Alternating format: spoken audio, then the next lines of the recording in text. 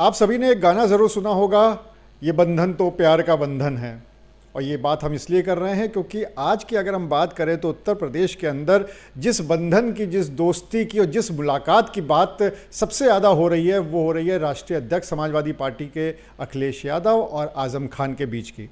क्योंकि जब से आज़म खान जेल से छूट के आए हैं उसके बाद ये पहली मुलाकात है और इसी पे सभी की नज़र थी। कुछ शर्तें आज़म खान की तरफ से रखी गई थीं और उन शर्तों का पालन भी हुआ है। और इसी मुद्दे पे बात करने के लिए हमारे साथ मौजूद हैं समाजवादी पार्टी के विधायक हसन रूमी। उनसे बात कर लेते हैं। रूमी जी, जेल से आज़म खान बाहर आ गए, आपके पार्टी के काफ़ी पुराने कद्दावर बड़े नेता हैं। बहुत मुबारक हो आपको। और उसके बाद अब आज राष्ट्रीय अध्यक्ष अखिलेश यादव उनसे मुलाकात भी कर रहे हैं, लेकिन कहीं ना कहीं वो तलखियाँ जो हैं वो देखने को मिल रही हैं। क्योंकि जैसा कि आज़म खान ने पहले ही कह दिया था कि अकेले आइएगा, यहाँ तक कि जो रामपुर के सांसद हैं उनके लिए साफ मना कर दिया था बिना नाम लिए कि उनको मत लाइएगा। तो ये तलखियाँ तो है ना। कुछ तो सस्ता लो, सब बढ़िया लो, इसमें क्या खास बात है? थोड़े में ज्यादा स्वाद, यही तो है इसकी खास बात। देखिए, आपने कहा है बंधन तो प्यार का बंधन है, तो वहीं पे एक गाना ये भी है, अपने तो अपने होते हैं। ये भी गाना सुना होगा आपने।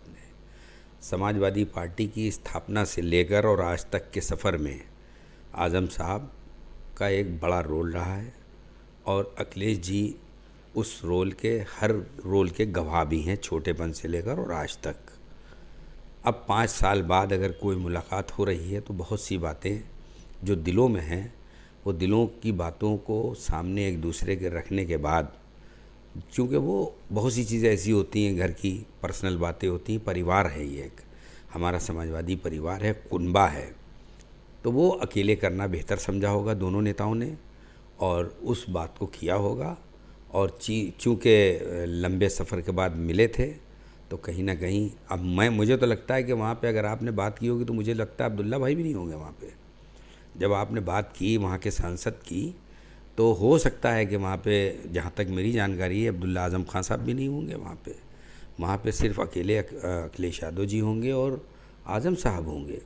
तो कुछ बहुत प्राइवेसी की बातें होती हैं, पार्टी को आगे बढ़ाने की तमाम रणनीति होती हैं, पार्टी को कैसे और हम आगे कर सकते हैं, हम इलेक्शन लड़ने के लायक हैं तो हम किस तरह मदद करें पार्टी की, और नहीं हैं तो कैसे हम पार्टी को फ़ायदा पहुंचाएं और सरकार बनाएं। क्योंकि आज़म साहब का भी सपना अखिलेश यादव जी को मुख्यमंत्री बनाने का है।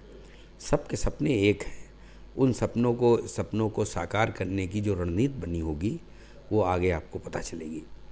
तो आज़म खान साहब ने तो ये भी कहा कि अखिलेश यादव जो आएंगे तो सिर्फ मैं मुलाकात करूंगा, ना मेरी पत्नी करेगी, ना मेरा बेटा करेगा।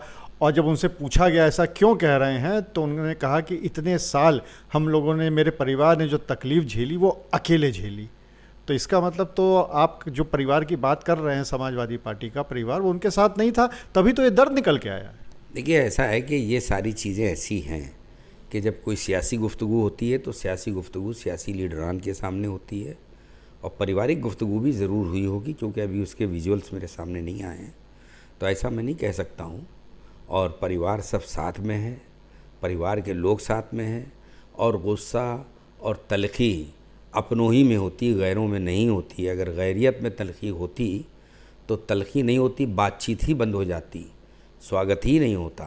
क्योंकि जब एक परिवार है और परिवार के साथ बैठना है, तो जब 4 लोग घर में होते हैं, मियाँ बीवी बच्चे, तो उनमें सब में कभी न कभी किसी न किसी बात को लेकर जब तलखी होती है तो इसका मतलब थोड़ी कि घर से हटा दें। तलखी होती है, फिर मोहब्बत होती है। हमने आपसे परिवार की बात करी तो परिवार ही है। आज़म साहब 18 महीने बाहर रहे, कभी दूसरे दल की तरफ नहीं देखा। आज़म साहब जब आए तो जिस गर्मजोशी के साथ मुलायम सिंह जी ने उनका स्वागत किया, साथ दिया, पूरी देश और दुनिया ने देखा। और आज़म साहब को समाजवादी पार्टी ने जिस तरीके से इज्जत दी, चाहे वो अखिलेश यादव जी हों, चाहे मुलायम सिंह जी हों, ये भी पूरी दुनिया ने देखा। तो जिसका जो स्थान है उस स्थान पर हमारी पार्टी उसको बिठाने में सबसे आगे है। और आज़म साहब एक बड़ा नाम है देश की सियासत में एक बड़ा नाम है। इसलिए मैं मानता हूँ कि आज़म साहब को किसी भी तरीके से अलग करके समाजवादी पार्टी से कोई सोच नहीं सकता। कहीं ऐसा तो नहीं कि 2027 के चुनाव आने वाले हैं तो ये डैमेज ना हो जाए, उसी का डैमेज कंट्रोल है? क्योंकि अगर इतने बड़े नेता अगर नाराज़ हो जाते हैं पार्टी से या कोई बड़ा कदम उठा लेते हैं तो निश्चित तौर पे उसका असर पार्टी के वोटों पे, वोट बैंक पे तो पड़ेगा ही पड़ेगा। देखिए, कभी भी हमने आपसे बताया 18 महीने बाद भाई कुछ तलखी हुई, 18 महीने घर बैठ गए, कभी किसी की तरफ नहीं देखा। और ऐसे भी तो कोई हालात नहीं थे उस वक़्त जब आपने कभी नहीं देखा। तो अब इतनी लंबी जेल की यातनाएं झेल कर 5 साल होकर आ गए हैं, और होकर आने के बाद आपने अब्दुल्ला आज़म साहब का वो बयान भी सुना होगा कि मदद 2 तरह की होती है, एक दिखावा होता है और एक मदद होती है। तो हमने जो मदद हमें चाहिए थी बिना दिखाए वो हमें समाजवादी पार्टी ने दी है। ये बयान भी अब्दुल्ला आज़म साहब के मुंह से सुना हमने। तो इसलिए उनको मालूम है कि पार्टी उनके साथ किस तरह से खड़ी थी, खड़ी है और खड़ी रहेगी।